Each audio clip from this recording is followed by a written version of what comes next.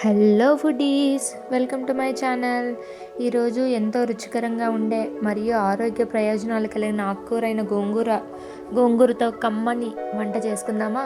గోంగూరతో పులుసు ఎలా ఉంటుందో మీరు కూడా ట్రై చేయండి. ఈరోజు నేను ట్రై చేశాను, చాలా బాగుంది. ఎలా చేయాలో కూడా చెప్తాను. ముందుగా గోంగూర వల్ల ఉన్న ప్రయోజనాలు ఏంటో తెలుసుకుందాం. ఇది విటమిన్లు, ఖనిజాలు, పీచు పదార్థాలు అధికంగా కలిగిన ఆకుకూర. ఇది తినడం వల్ల రోగనిరోధక శక్తి పెరుగుతుంది.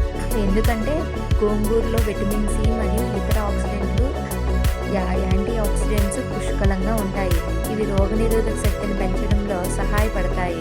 అలాగే రక్తహీనత, గోంగూరలో ఇనుము అధికంగా ఉంటుంది. ఇది రక్తహీనత నివారించడంలో సహాయపడుతుంది. జీర్ణక్రియను మెరుగుపరచడంలో కూడా ఈ గోంగూర అనేది సహాయపడుతుంది. ఎందుకంటే గోంగూరలో పీచు పదార్థాలు అనేవి అధికంగా ఉంటాయి.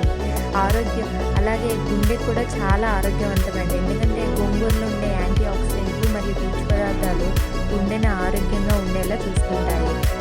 కంటికి కూడా చాలా మంచిది. ఎందుకంటే విటమిన్ ఏ అనేది గోంగూరలో ఉంటుంది. చర్మానికి కూడా మంచిదే. ఎందుకంటే విటమిన్లు మరియు యాంటీ ఆక్సిడెంట్లు చర్మ ఆరోగ్యాన్ని కూడా కాపాడుతాయి. సో ఇలాంటి గోంగూర తినడం వల్ల మనకి ఎన్నో ఆరోగ్య ప్రయోజనాలు ఉన్నాయి కదా. అసలు ఈ గోంగూరతో రుచిగా గోంగూర పులుసు ఎలా తయారు చేయాలో ఒకసారి చెప్తాను, మీరు కూడా చూడండి.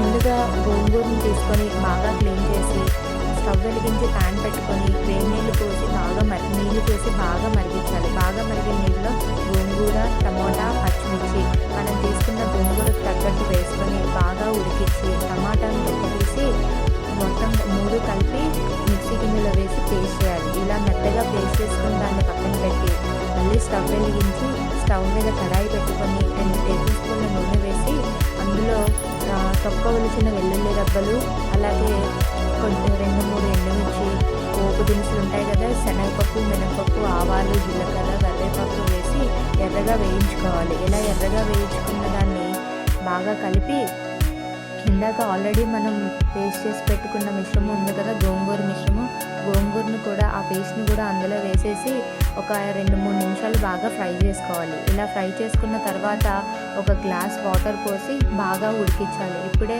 సాల్ట్, కారం, అలాగే చప్పగా ఉంటే కొంచెం చింతపండు నానబెట్టుకొని చింతపండు పులుగు వేసుకొని బాగా ఉడికిస్తే చాలా టేస్టీగా ఉంటుంది. అంతేకాకుండా ఇందులో మన ఇంట్లో ఉండే మిరపవడియాలు లేదా నువ్వుల పొడి ఉంటుంది కదా, లాస్ట్లో నువ్వుల పొడి వేసుకుంటే చాలా టేస్టీగా ఉంటుంది. ఒకసారి ట్రై చేయండి. రెసిపీ అయితే చాలా బాగుంటుంది. Thank you.